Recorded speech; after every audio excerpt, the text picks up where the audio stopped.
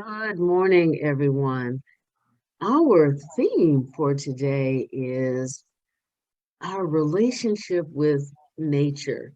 And I always say that whenever I'm speaking about a topic, that divine order always prevails. What does that mean? It means that spirit puts me in the situation. So when I speak, I'm speaking from lived experience. So, with regard to nature, I have embraced nature for nearly 30 days now, meaning I've been at camp for 30 days and I've got another 6 days here. So I've been in the sun, I've been in the water, I walk in the woods. And so it really prepared me for today's talk. When we're in harmony with and in respectful relationship with all of nature, we find a level of sacredness and beauty that we were previously oblivious to.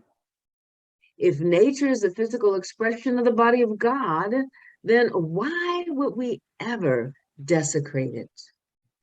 And so, being with 300 middle school campers, I ask that question all the time. Why would you all litter the grounds? Why would you all just tear up things that are just so naturally beautiful? But there's no appreciation for nature because the camp services those individuals who are inner city.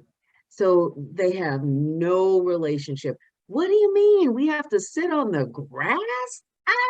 It's itchy. They've never sat on grass before because oftentimes there's so little grass where they are. What I know, however, is that there is only God. And the way that we relate to ourselves, one another, the world, and nature, we're inseparable. It's so important that we have a positive, respectful relationship with ourselves as we also should have with nature. We can't claim to love ourselves while hating others. We can't declare justice and equity and be unfair to any group of people or animals or the earth. This is an invitation, you all, to anchor in the spiritual practice of engaged relationship with nature. And when you do so, you are ultimately in a relationship of spirit with itself. So let me give you the science of mind perspective on this topic. From Creative Mind, published in 1919, it says that all of nature, the entire seen and unseen universe, is all happening within and as a result of God acting upon itself. Nothing happens outside of spirit. And how we relate to nature is a direct demonstration of how we relate to God. Every attribute, trait, quality that we experience in nature all point to some aspect of the divine. Just how it creates and continues to reproduce and perpetuate the beauty in nature, we don't know, and we don't need to know or even understand. However, we should keep in mind that the spirit makes all things out of itself. And everything comes into being without effort. And when we exert ourselves, we're not in accord with the creative process, the divine creative process, in a way in which it works. So just like it works in nature, every single season, if you live in an area that you have 4 seasons, unfortunately I do, then you get to see nature replenishing itself. So we have in the spring, everything is blooming and colorful and growing. During the summer, it continues to blossom and the colors become a lot more vibrant. And then, of course, fall happens, and we see the change in the colors in the leaves, at least in the upper northeast, you all, and it's absolutely magnificent. All of the warm colors of the rainbow are extant in the trees.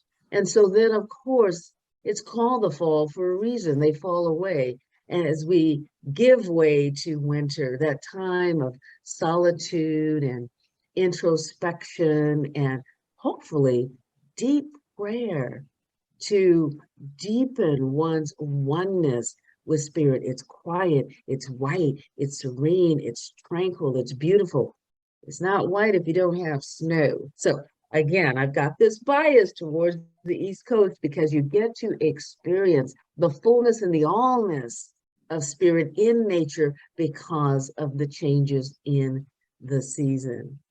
So the impulse of the spirit to move itself must be caused by a desire to express what itself is: beauty, form, color, life, love, harmony, peace, and power. And all things else we find in the manifest universe are attributes of the spirit and caused to spring into being through the word, because the spirit wants to enjoy itself. So in the beginning was the word, and the word was God. So that comes from Creative Mind 1990, pages 2 and 3. So 3 discussion points that I'd like to really anchor this idea of having a engaged and sacred relationship with nature. It says that in the same way that we look at our bodies and we realize that our bodies are so divine because of the intricacies of all of the different aspects of our beingness. This is true for nature as well. And everything that is experienced through our senses, 5 or more, I'm working on really developing the 6th one, is a collaborative symphony, a divine relationship. Body composition can be analyzed in various ways, which can be done in terms of chemical elements, molecules like water and protein, fats, lipids, our bones, carbohydrates such as glucose, and of course, our DNA. In terms of tissue type, the body may be analyzed into water and fat, muscle, and bone. In terms of cell type, the body contains hundreds of different types of cells, but notably, the largest number of cells contained in a human body are not human cells.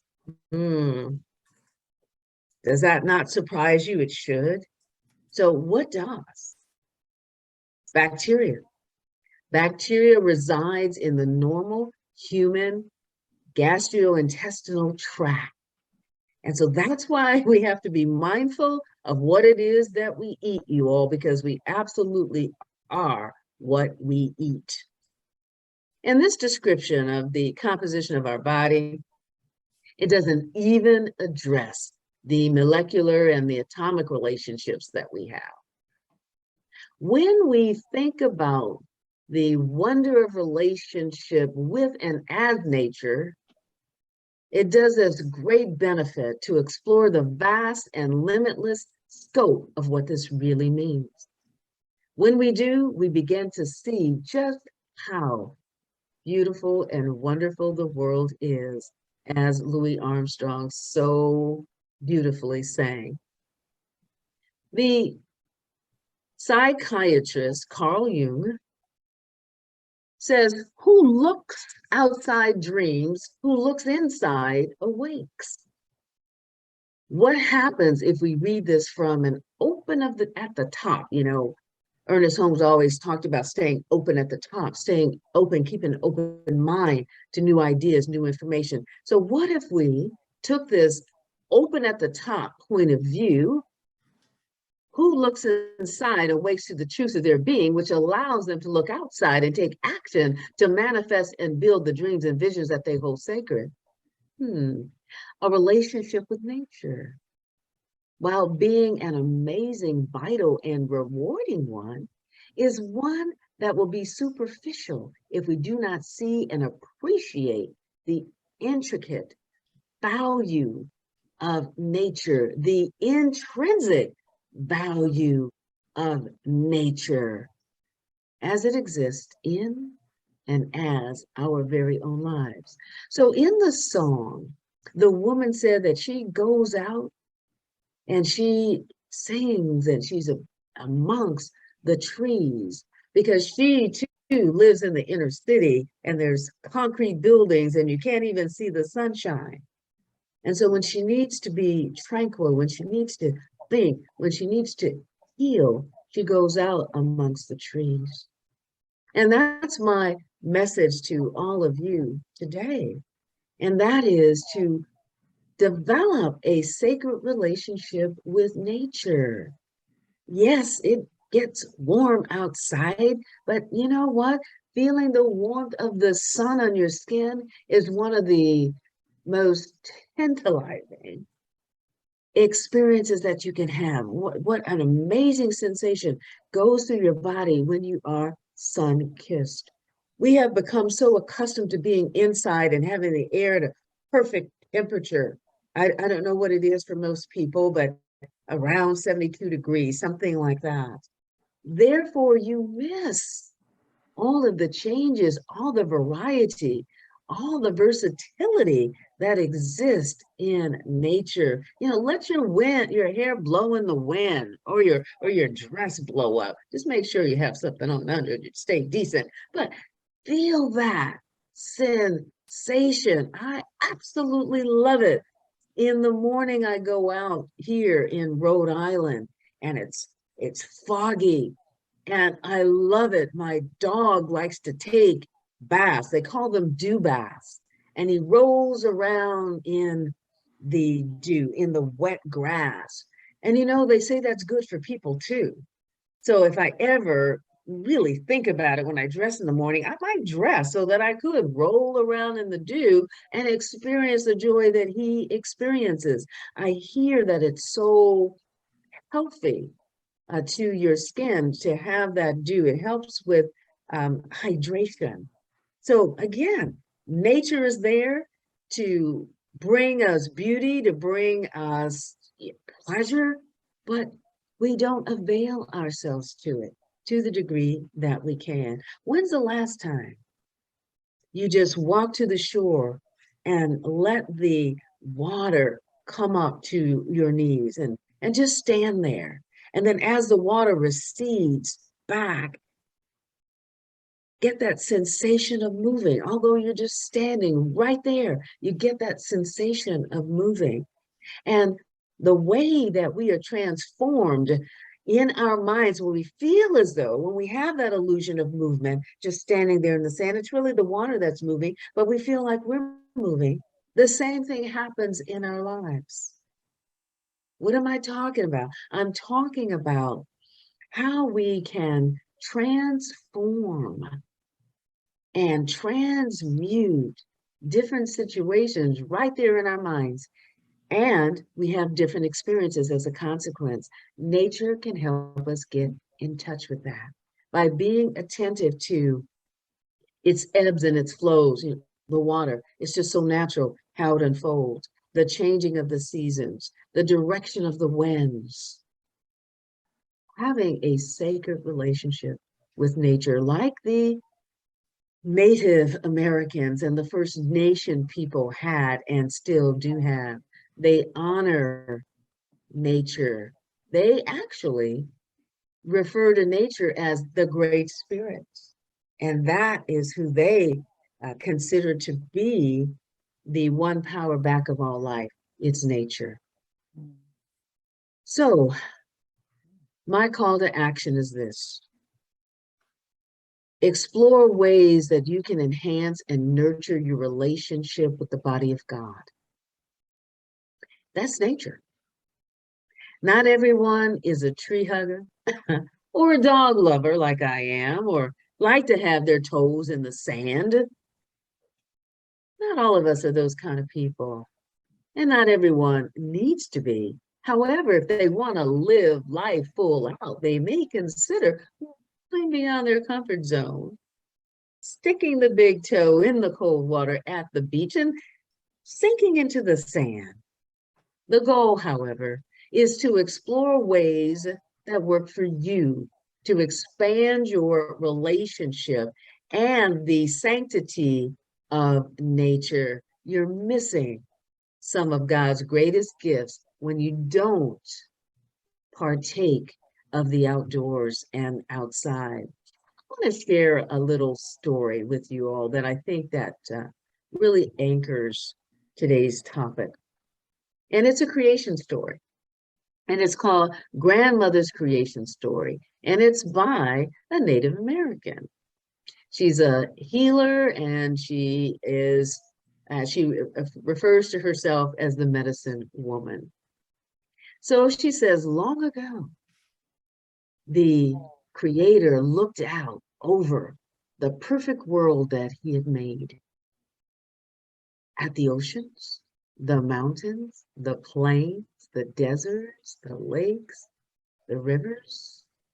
Ah, and he was pleased. He looked upon the plants and the trees and the flowers, and he was happy at what he saw. Still, he felt that there was something that was missing. There was no movement. There was no laughter. There was no joy, although the beauty had been created. So he created the animals and the birds and the creepers and the fish. And he made them all different sizes with all different forms and all different capabilities, colors and shapes.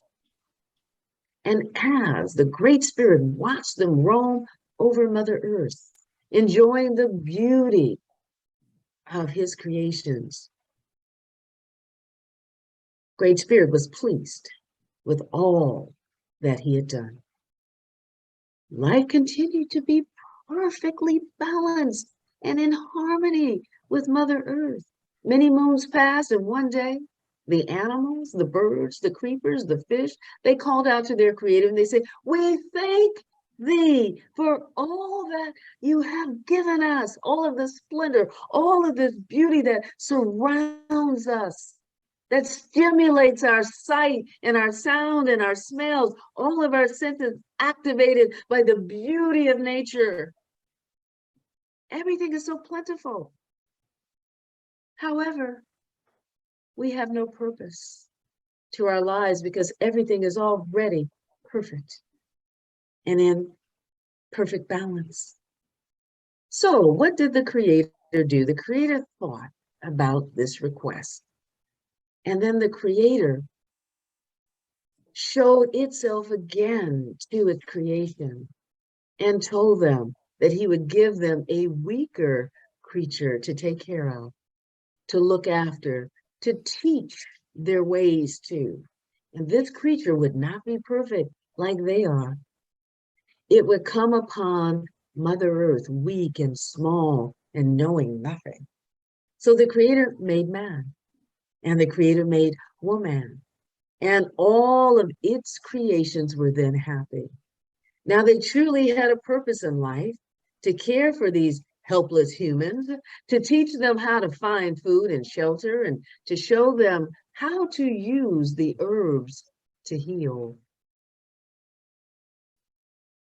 And when he showed these things to other humans, in their greed to have all that he had created, they started killing their animal brothers and sisters. The Creator watched it all. Humans, animals, birds, creepers, fish. And then finally, he called the remaining animals to him. The Creator told them that he had decided to take them all into his spirit home and to leave the humans to rule over Mother Earth until they recognize the heirs of their ways. The animals, knowing that the humans couldn't survive without them, begged the Creator, oh, please have pity on our human brothers and sisters, for they know not what they do. And because the animals showed such compassion and such empathy for the weaker ones, less wise than themselves, of course, the Creator listened to their pleas. And because you are so good, Spirit said to the animals and the birds and all of nature, I will grant your wish and your prayer to protect you. I will no longer allow you to speak with the humans or to guide them or to protect them. I will make you afraid of them so that you will no longer approach them without fear. I will create a spirit animal to represent each of you. And to the spirit animal, I will grant one gift that you may use. And if a human lives in a good and kind way and follows my path, they may ask me for one of my spirit animals to guide and keep them on the path of righteousness, the path that reveres and respects all life, all form. And this spirit animal will only come to humans who have good and kind hearts. And so today, we seek our spirit keepers to learn how to be as kind and as wise to our animal brothers, to our nature brothers and sisters. In seeking them, we wish to learn how to please the Creator as the animals did before us. So treasure the planet, leave it in a better state for all of those to inhabit beyond us. And then also participate in, deepen your spiritual relationship with nature. Go to nature when you need to heal. Go to nature when you need quiet and tranquility. Be amongst your animal friends. Cohabitate this beautiful world that God has given us. And so it is. And so be it. And so we let it be. Beautiful, beautiful, intriguing story, Reverend Michele. Fascinating. And so yeah, I love that little story. Yes. I always say that the Buddha is everywhere, meaning that you can learn so many things everywhere if you're just looking, if your eyes are just open. Yeah. So the floor is open for questions, suggestions, any epiphanies, any ahas, or but what's your takeaway today? But stories. But good morning. No, yeah, but good morning. Good morning, everyone. When Reverend Michele came on, I looked and she was all bright and shiny. Then she said she was at camp, so that explained that explained look. it. That explained that look. She looked all bright and shiny, not tanned out, just bright and shiny. Yeah. I do have a chant, but not to mention you all, I haven't had to take blood pressure medicine since I've been here. I did my reading this morning, 117 over 67. My blood pressure has been like that the entire time that I've been here. So I speak what I know. Yeah. Highly polished. However, Reverend Michele, we the human were created as weaker creatures. That's in this fable. That's in this fable. Okay. Yeah, it just hit me like one of those buts. Well, that's according to Native American folklore. Yes, I hate to be one of the yearbutts, but I think it's so important to hear what I'm saying, and that's why I'm bringing it forth. I loved Reverend Michele's lesson, It's so important for all of us to hear that at this time in our history. I'm quite concerned that we have lost our ability as a civilization to remain in sacred relationship with nature. And according to the experts, that started 200 years ago with hyper civilization. That's what they call it. And there is been a lot of study on this. Reading a book I'd like to all recommend that you read, to not to alarm you, although it's very alarming, but unless we begin to respect nature, become in relationship with nature, the way the Indians and the way cultures used to in a sacramental relationship with nature, we will go extinct as a species. The book I'm recommending everyone read is called The Planetary Emergency by Kent Sifford. Let me spell that for you. It's Sifford, Sifferd. And we don't have much time left. And I am concerned about my children, my grandchildren, and my great-grandchildren. And we're beginning to see the destruction of climate change. And unless we do something serious very soon, we are going to be in much greater trouble than we are right now. And I just wanted to leave that with you. So keep talking, Michele, about your subject, because we as a public need to hear more and more and more of it. But we also need to know the emergency part of that if we want to survive and our children to survive. Thank you for listening. Thank you. Yeah. Did she say emergency as the planetary emergency? Yes, it's called The Planetary Emergency, and it's just been published. Okay. It's very filled with accurate documentation and statistics and a suggestion.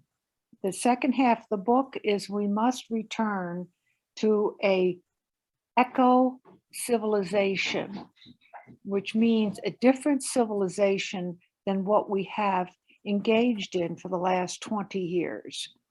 Okay. So I hope that's helpful. Thank you.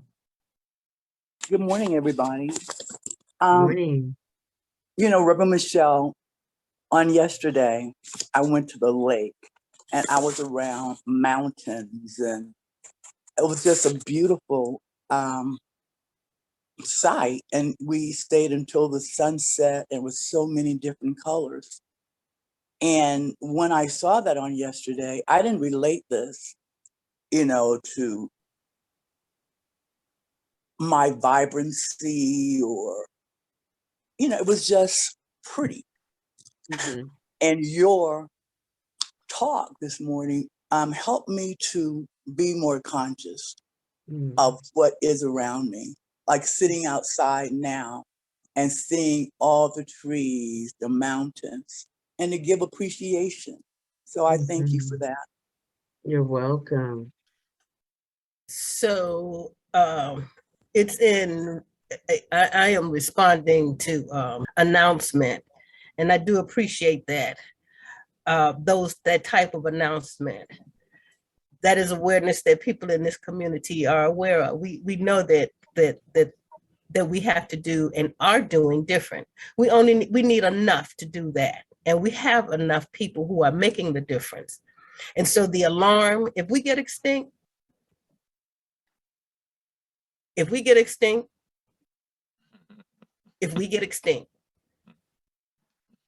right now we are not. And we are doing different things. Reverend Michele's message gave us insight on how to do some things differently. Carolyn shared and confirmed ways that she is engaging in that's making a difference. This community, not only this one, but those that are like this, are doing those things that will make and can make a difference. And we only need enough. We just need enough. And we have enough who know right now that we are in the presence of God and it is guiding us and directing our lives, and we're willingly submitting to that guidance. So I know that it is important to know the other side of the coin. And I have a little expression: when you walk down the street and you find a quarter heads up, do you turn it over to see if it's a tail? No, you just go with the quarter. You recognize you're 25 cents richer. That's like trouble. No matter what you do, trouble is on the other side. You don't have to look for it. But if your intentions and being conscious about your intentions, and that's what we're doing now. And so I appreciate Reverend Michele's message this morning in a different way than I did 10 minutes ago, because I do recognize that we are doing some things different. And I know that we only need enough to make sure that the announcement that was put forth after Reverend Michele's message is of no concern. What can we do? We are doing, and we are sharing on a regular and routine basis within our own individual lives and within the communities that we're operating in. And so, you know, at this point, and this is one of those things, Reverend Michele and Reverend Marcia, I don't know what's the point, but I just know that we have enough people who are making the difference in our world at this time. And it is to be, and we are encouraged to remain more hopeful than fearful, to live in love rather than fear, live in the awareness that we do make a difference on an individual basis, and that those who don't see it are not our concern. They don't see it, that is their prerogative.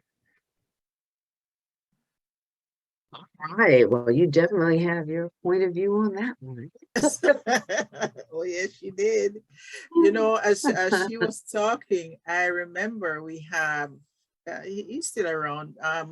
Some of you may know of the Jamaican poet, and he's also a radio announcer and a journalist, Muta Baruka. When I was a child, I remember he started walking around barefooted everywhere, like everywhere. He goes on planes, he goes in the most, what would call it, dignitaries' houses and conferences, and to cut. He's well renowned, he's very bright, very intelligent, but he just walks barefooted everywhere. And people thought that he, you know, he was 2 slices of bread short of a sandwich. But that's in the minority, and there are a few people who are doing it, you know, and they, you know, people thought they were cuckoo, but they know something that we didn't know, the majority of us didn't know, and that making connection with your bare skin, with the earth, is beneficial to your health. And so people who are close to nature certainly have less, you know, reasons or visit their doctors very much, you know, less than some of us. So yeah, so I fully get your message this morning, Reverend Michele. It's really, it's a lesson. Go out in nature, even to go look. I just want to say something else, you all. Because we are removed from the inner city, you know, we're out. It's dark. There are not a lot of street lights. The sunsets are incredible, orange and pink and purple, and you just have to take the time to notice.